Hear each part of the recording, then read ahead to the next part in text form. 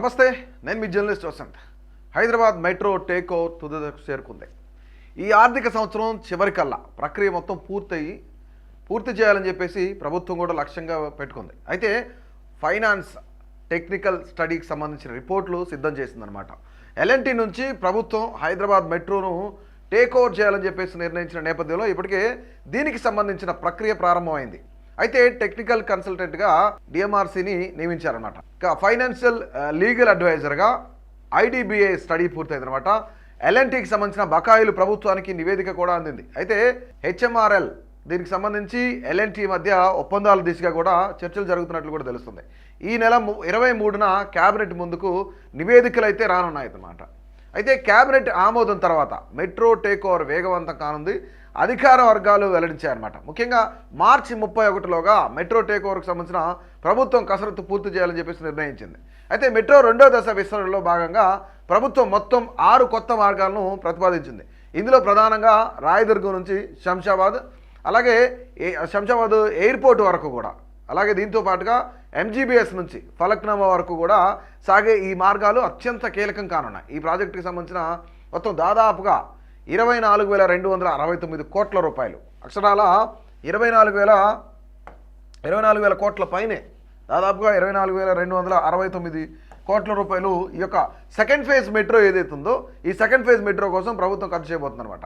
అయితే ఇది ఒక అంచనా మాత్రమే. అయితే కేంద్ర ప్రభుత్వం నుంచి కూడా ఈ ప్రాజెక్టుకు అవసరమైన అనుమతులు, అలాగే దాంతోపాటు ఆర్థిక సహకారం కూడా పొందేందుకు రాష్ట్ర ప్రభుత్వం నిరంతరం కూడా సంప్రదింపులు కొనసాగిస్తూనే ఉంది, జరుపుతూనే ఉంది. అయితే ఇక్కడ ఎంజీబీఎస్ నుంచి ఫలక్నామా వరకు దాదాపుగా 5.5 కిలోమీటర్లు, 5.5 కిలోమీటర్స్. ఇది ఎంజీబీఎస్ టు ఫలక్నామా వరకు. దీనికి సంబంధించి 5.5 కిలోమీటర్లు దాదాపుగా. దీనికి సంబంధించిన ఆస్తుల సేకరణ దాదాపుగా పూర్తయిపోయింది అనమాట. ఇది పాత బస్తీ ప్రజల దశాబ్ద కాలాల కళ అనుకోవచ్చు. ముఖ్యంగా ఎందుకంటే రాయదుర్గం నుంచి శంషాబాద్ ఎయిర్పోర్ట్ వరకు కూడా వేగవంతమైన ప్రయాణం కోసం ఈ మార్గాన్ని డిజైన్ చేశారనమాట. నాగోల్ నుంచి ఎల్బీ నగర్ వరకు మెట్రోను అనుసంధానం చేయడం ద్వారా నగరం నలుమూలల నుంచి కూడా ప్రయాణికులకు వెసులుబాటు కలుగుతుంది. అయితే ప్రస్తుతం ఈ ప్రాజెక్టుకి సంబంధించి డీటెయిల్ ప్రాజెక్ట్ రిపోర్ట్ డిపిఆర్ సిద్ధంగా ఉంది.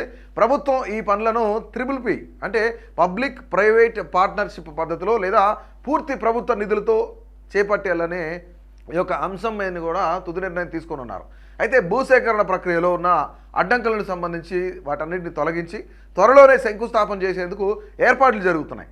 అయితే ఈ మెట్రో విస్తరణ పూర్తయితే కనుక హైదరాబాద్ నగరంలో ట్రాఫిక్ కష్టాలన్నీ కూడా చాలా తగ్గిపోయే అవకాశం ఉంది. అంటే ముందుగా కూడా ఇంతకుముందు కూడా మెట్రో వేస్తే ట్రాఫిక్ తగ్గుద్దన్నారు కదా, ఇంకా మెట్రో వేసినా సరే ట్రాఫిక్ తగ్గలేదు అని అనుకోవచ్చు. కానీ ఇక్కడ ఏంటంటే చాలా ఒకదానితో ఒకటి లైన్ అనుసంధానం చేయడంతో, ఎందుకంటే ఇప్పుడు కేవలం మనం చూసినట్టయితే ఎంజీబీఎస్ ఇప్పుడు ఎక్కడ ఉప్పలు లేదంటే నాగోలు వరకు మాత్రమే ఉంది, అక్కడ నుంచి ఎల్బీ నగర్ వరకు లేదు. కానీ మళ్ళీ అక్కడ మెట్రో దిగి ఆటో పట్టుకోవడమో లేదంటే బస్సు పట్టుకోవడం ఇవన్నీ ఎందుకు లేని చెప్పేసి డైరెక్ట్గా వెహికల్ వేసుకొని వెళ్తున్నారు. కానీ అక్కడి నుంచి కనుక నాగోల్ నుంచి ఎల్బీ నగర్ వేస్తే కనుక అసలు వెహికల్స్ కొంత తగ్గిపోయే అవకాశం కూడా ఉంది, రైట్. ఇక ముఖ్యంగా ఇక్కడ మనం చూసుకుంటే ఐటీ కారిడార్ ఏదైతే ఐటీ కారిడార్ ఉందో, ఐటీ కారిడార్ అలాగే విమానాశ్రయానికి ప్రయాణం కూడా చాలా సులభతరం అవుతుంది. ప్రభుత్వం ఈ ప్రాజెక్టుకి సంబంధించి ప్రతిష్టాత్మకంగా తీసుకుని నిర్ణీత కాల పరిమితిలోగా పూర్తి చేయాలని చెప్పేసి లక్ష్యంగా పెట్టుకుంది.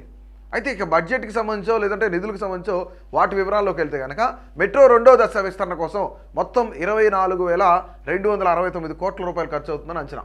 ఈ ప్రాజెక్టును రాష్ట్ర ప్రభుత్వం అలాగే కేంద్ర ప్రభుత్వం సంయుక్తంగా అంటే జాయింట్ వెంచర్ చేపట్టాలని చెప్పేసి ఆలోచిస్తోంది ప్రభుత్వం కూడా. అదే దిశగా సంప్రదింపులు జరుపుతూ ఉంది.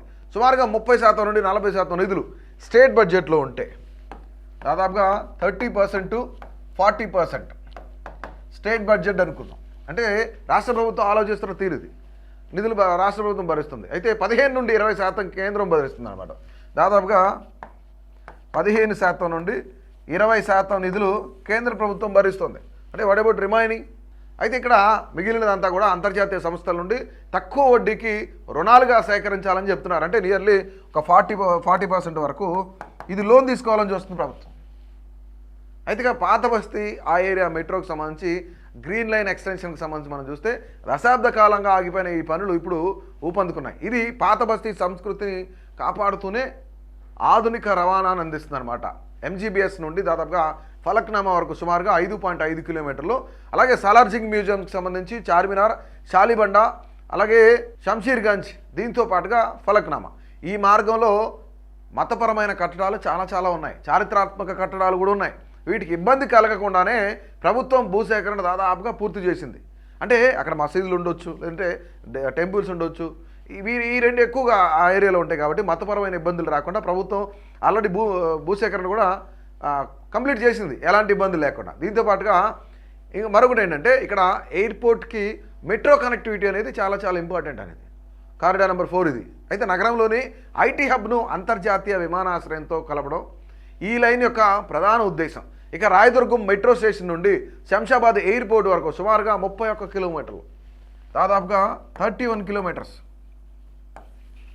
ఎక్కడ ఐటీ కారిడార్ వైపు నుంచి శంషాబాద్ ఎయిర్పోర్ట్ వరకు కూడా. దీంతో పాటుగా ఎయిర్పోర్ట్ ఎక్స్ప్రెస్ మెట్రో ఏదైతే ఉందో దాని ద్వారా రాయదుర్గం నుండి కేవలం 20 నుండి 25 నిమిషాలు మాత్రమే, 20 నుంచి 25 నిమిషాలు మాత్రమే ఇక్కడ ప్రయాణం చేరుకోవచ్చు దీన్ని. దాంతోపాటుగా బయోడైవర్సిటీ జంక్షన్ ఏదైతే ఉందో, నానక్రమగూడ, నార్సింగి, దీని తర్వాత టీఎస్పీఏ జంక్షను, దాంతోపాటుగా రాజేంద్ర నగర్, శంషాబాద్ విమానాశ్రయం. అయితే ఇక్కడ ఒకదానికొకటి ఇప్పుడు మనం అనుకున్న కనెక్టివిటీ రోడ్లు ఏదైతే, కనెక్టివిటీ మెట్రో ట్రాక్లు ఏదైతే ఉందో ఎంత పరిధిలో ఎన్ని కిలోమీటర్ల దూరం ఉంది అనేది మనం ఒకసారి చూస్తే, నాగోల్ నుంచి ఎల్బీ నగర్, చాంద్రాయణగుట్ట, దాదాపుగా ఇది ముఖ్యంగా నాగోలు, ఎల్బీ నగర్, చాంద్రాయణగుట్ట, ఇంకోటి మియాపూర్, దాదాపుగా 12 కిలోమీటర్లు అనమాట ఈ 12 కిలోమీటర్ల కారిడార్. దాంతోపాటుగా పటాన్ చెరువుకు సంబంధించి 13 కిలోమీటర్లు, మళ్ళీ ఎల్బీ నగర్, హయత్ నగర్కి సంబంధించి మరొక 7 కిలోమీటర్లు అనమాట. ఇక హైదరాబాద్ రెండో దశ ఫేజ్ చూసుకుంటే కేవలం ఒక రవాణా సౌకర్యం మాత్రమే కాదు, ఇది నగర విస్తీర్ణంలో దాంతోపాటుగా దాని ఆర్థిక అభివృద్ధిలో కూడా ఒక కీలకమైన మైలురాయి. ఇక పాత బస్తీ వంటి చారిత్రక ప్రాంతాలను శంషాబాద్ విమానాశ్రయం వంటి అంతర్జాతీయ కేంద్రాలను అనుసంధానించడం ద్వారా హైదరాబాద్ గ్లోబల్ సిటీగా తన స్థానాన్ని మరింత మెరుగుపరుచుకోబోతుంది అని చెప్పేసి ప్రభుత్వం కూడా భావిస్తుంది. ఇక ప్రభుత్వం తీసుకుంటున్న వేగవంతమైన చర్యలు ఏవైతున్నాయో, భూసేకరణలో సాధించిన పురోగతి, దీంతోపాటుగా నిధుల సమీకరణ చూస్తుంటే రాబోయే 3 నుంచి 4 ఏళ్లలో నగరవాసులకు మెరుగైన, వేగవంతమైన, దీంతోపాటుగా కాలుష్యరహిత ప్రయాణం అనేది అందుబాటులోకి రానుంది అని చెప్పేసి ప్రభుత్వం కూడా చెప్తా ఉంది, ప్రభుత్వం భావిస్తుంది. సో ఓవరాల్గా సెకండ్ ఫేజ్ మెట్రోకి సంబంధించి, ఈ కారిడార్కి సంబంధించి, ఈ లైన్ల గురించి మీరేమనుకుంటున్నారు, మీ అభిప్రాయాన్ని అయితే తెలియజేయండి.